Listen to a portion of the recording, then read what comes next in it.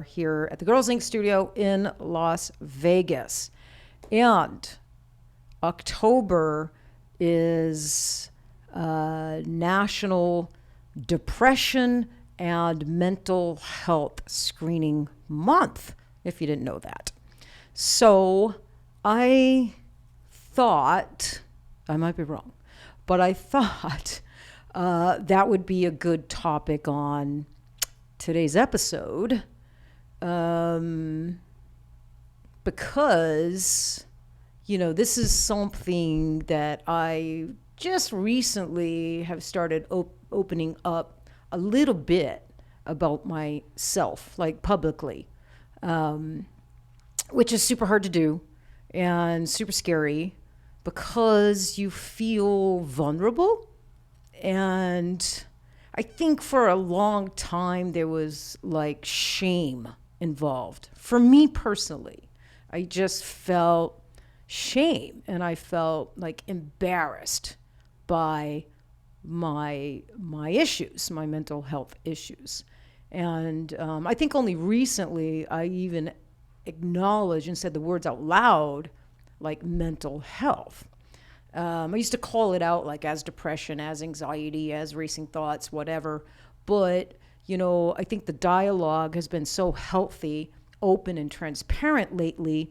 I mean, you're seeing even, celebrities and people we admire and men, coming out publicly, sports figures that we look at as being, tough and strong and coming out and opening up and being raw and honest and talking about their mental health issues. So it wasn't too long ago, I actually said the words out loud to my wife, Kat, like, I have mental health issues. And that was hard for me to do, but that's my truth. That's like who I am. And it's just a part of my life and it's a part of my story. And now it's a part of Kat's life. Lucky me. And her story. Yeah. Because you're my life partner. Mm-hmm. Yeah. Definitely. So, yep, I have noticed it for quite some time, but I don't think you had a big realization about what was going on with you. Yeah. I always knew. I just thought, it's like I'm moody, or I get sad, I get depressed. It's in my family. I have family members. I have a parent who deals with depression, mood swings. Huge, yes. Huge. And, they say if one of your parents has mental health issues, there's a 50% chance your children will. If both parents have mental health issues, then pretty much the kids are shit out of luck. I mean, I think it's like 85%. Yeah, it's like 85%. It's there's a good chance the children are. And, you and I, when we were growing up, we didn't talk about this stuff. I can remember as far back, little kid, being so sad and isolating. And I didn't know what that was, and I can remember some moments through, my childhood trying to maybe express that to my parents somehow, some way. And, and I can just remember them saying, well, I think back then they looked at like, well, what do you got to be sad about? Mm-hmm. So you live in a great neighborhood, you got great friends, you got this, you got that. Oh, what do you got to be sad about? I mean, there's people out there that really have things to be sad about. I think that might have been the mindset of some families, some people, all those years ago, right? Yeah, definitely. My family too, same thing. It's kind of was just like ignored if it was existed. Yeah, it was ignored. I think if I knew how to express myself, I've got two good parents, and they would have been proactive. But I don't think I knew how to express that. Maybe I acted out, maybe I tried to tell them in certain ways, but the message just wasn't getting delivered, you know? Because it's something they would probably never think of. Probably they would never think of, Yeah. right? You know, because, you know, like we said, it wasn't really talked about back then. But, you know, thank goodness nowadays it's talked about, and it's much more acceptable. I think that there is still a stigma, you know, but I think we've come a long ways, but yet still have work to do and a ways to go. Yeah, I think you're right. Yeah, especially maybe with men, you know, maybe in certain cultures, there is still that stigma, I think, and but you know, we've come like a long way. You know, I like my personal mental health issues are depression and different levels of depression. Sometimes it can just be a little depression. Sit on the Sometimes, couch, watch TV. Yeah, a little bit. zone out. Mm-hmm. And then sometimes it can be severe depression where I'm making things real that are not real. And it causes me to get super depressed and kind of check out a little bit. But would you agree that I'm much more aware now, and I've developed some tools to help me not stay in that space for too long, or not nearly as long as I used to get stuck in that dark, depressive, you know, state. I remember seeing you manic.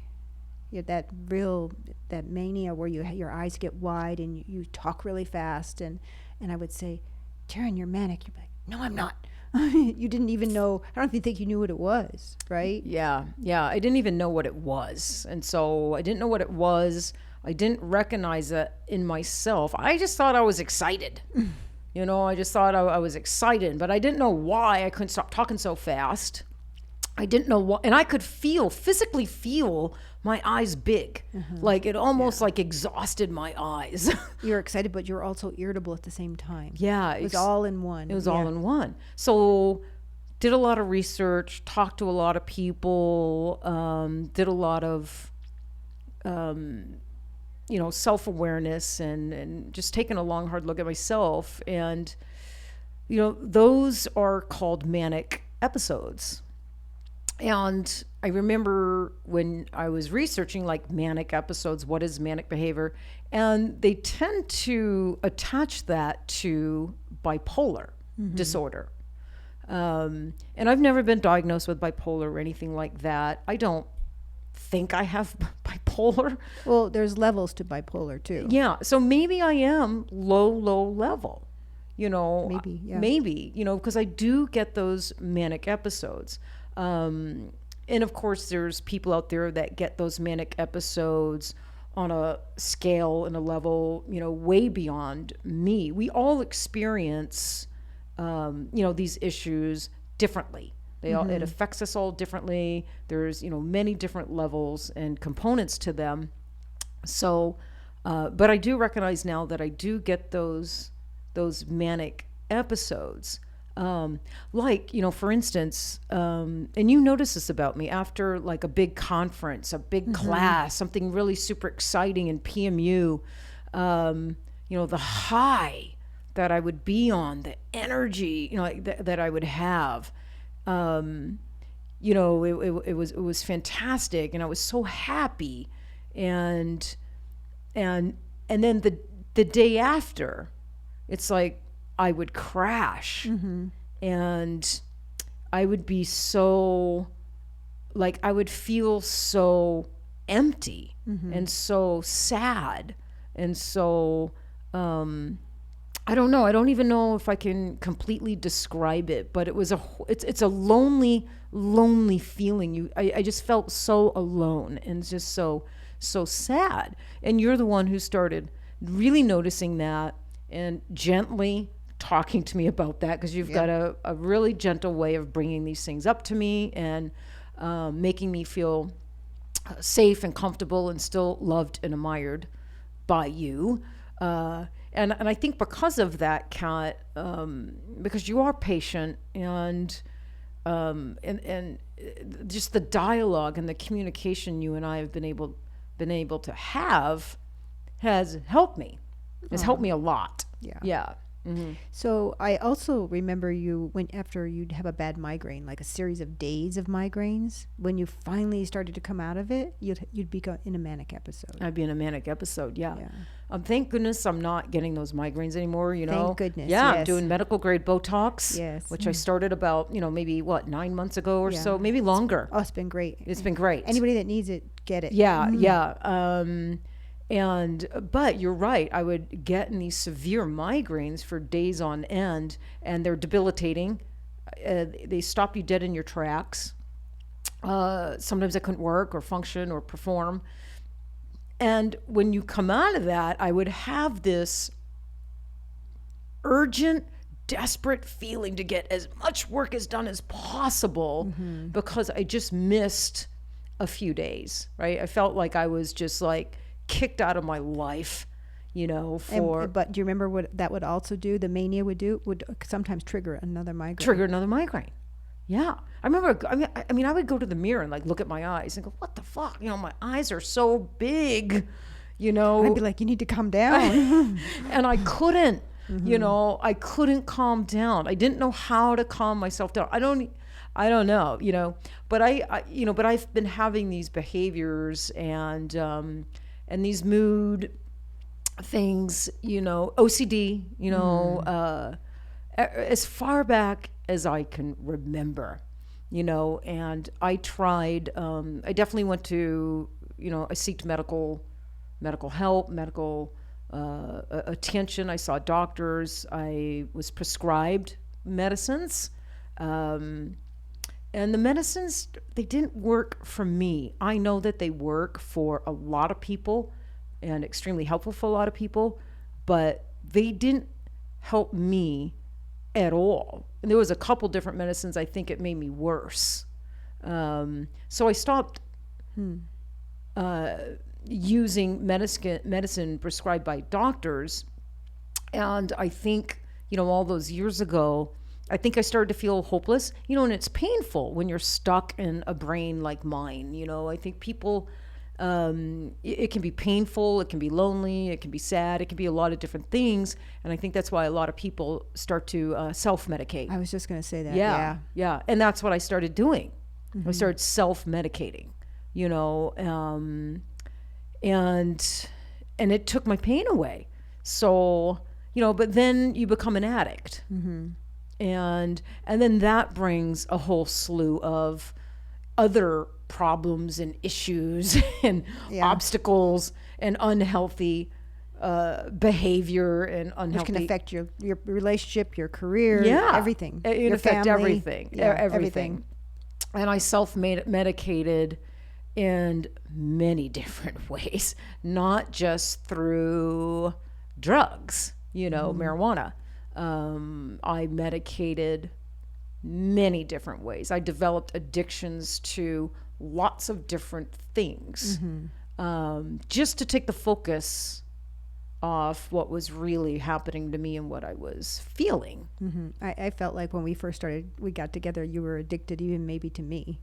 Yeah. I think I was. Our song was, I picked a song for you, and it was that song by, I can't even remember the name of the group, but it was called Addicted. Yeah. And you're probably right. I was probably, because when you came into my life when I was just starting to really understand law of attraction, spirituality, reading Wayne Dyer, Marianne Williamson, all these books, really doing inventory on myself. And I was at a place where I wanted to be healthy. I wanted to be better, and I wanted to be healthy, and I wanted to be happy, and I wanted to be able to do it without, marijuana and drugs and addiction and distractions. So here comes you in my life, and you were a great distraction. You didn't do drugs. You didn't really have addictive behavior. So you were really healthy and for me that way. But yeah, I think I definitely got all caught up in you and addicted to you and all that stuff. And we're lucky, Kat, because a lot of times when relations start out that way, they don't work. Right. They become unhealthy. Right. Yeah. But we worked it out. Yeah, we totally. Did you become addicted to me at all? Always.